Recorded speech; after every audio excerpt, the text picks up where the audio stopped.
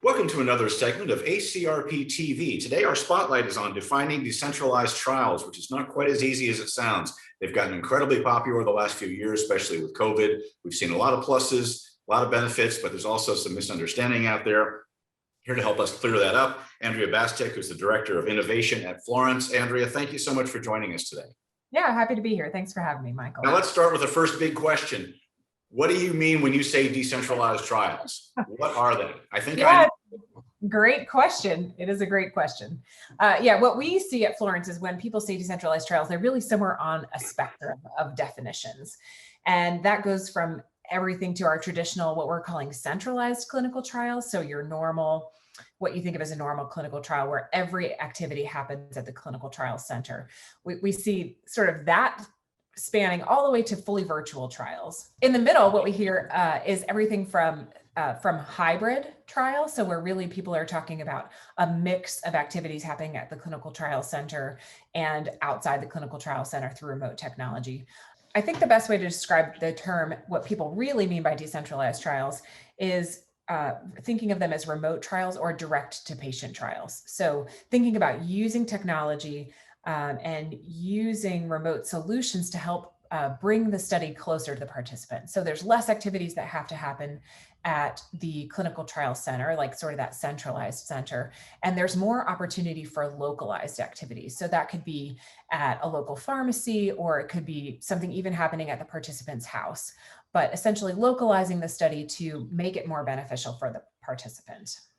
Now, clear something up for me. This is feels like an urban myth kind of thing. But when a lot of people get, I don't know, I say a lot, I don't know, some people get thrown off by the term decentralized trials, and depending on their profession and within this industry, they get a little defensive.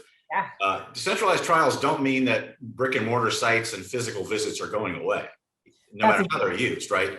Yeah, that's exactly right. We don't believe that at Florence either, right? We think decentralized trials do not mean site-less trials. They just mean making trials more efficient, using and leveraging technology and remote solutions to make trials more convenient for clinicians and for participants, but not that clinical trial centers are going away, right? We do think it creates an opportunity for more, like I said before, localization. So bringing activities closer to the clinical trial, to the participants' location, whether it's their home or maybe just a remote community that they live in, or a smaller town, rather than having to go to the big clinical trial center for every single activity.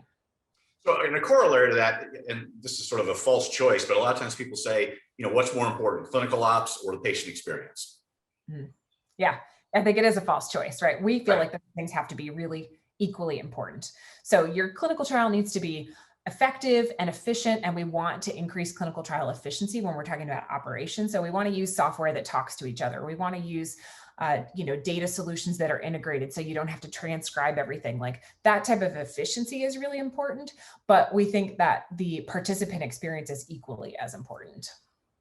So let's also talk about, I know a philosophy you all have from top to bottom is how the idea is this technology should allow practitioners to spend more time with patients. I mean, talk about how you hope that vision will unveil itself and come to pass in the next few years.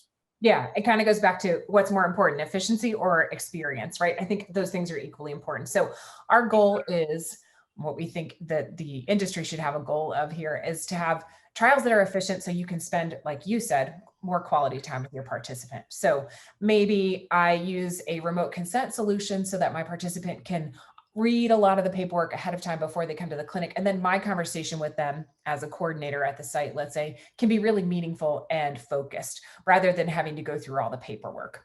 So essentially, let's use technology to make visits more efficient so that we're not doing paperwork in the visits, but we can have conversations about treatments and therapy and disease states that really help participants understand the trial better or understand their treatment better, for example.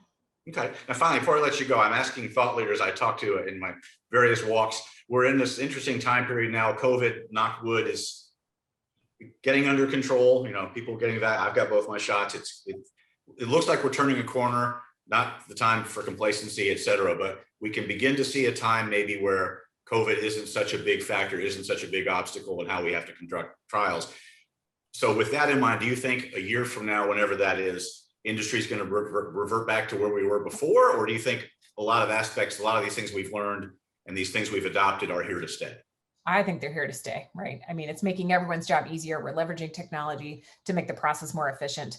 And I think those things are good. And yeah, maybe not everything, right? We can go back to at least seeing people face to face, for example, but it doesn't mean we have to stop using the technology that's helping us. So. Absolutely. Fantastic. All right. This has been our ACRPtv Spotlight on defining decentralized trials. We've been speaking with Andrea Bastek, who's the Director of Innovation at Florence. Andrea, again, thank you for joining us today. Thank you so much, Michael.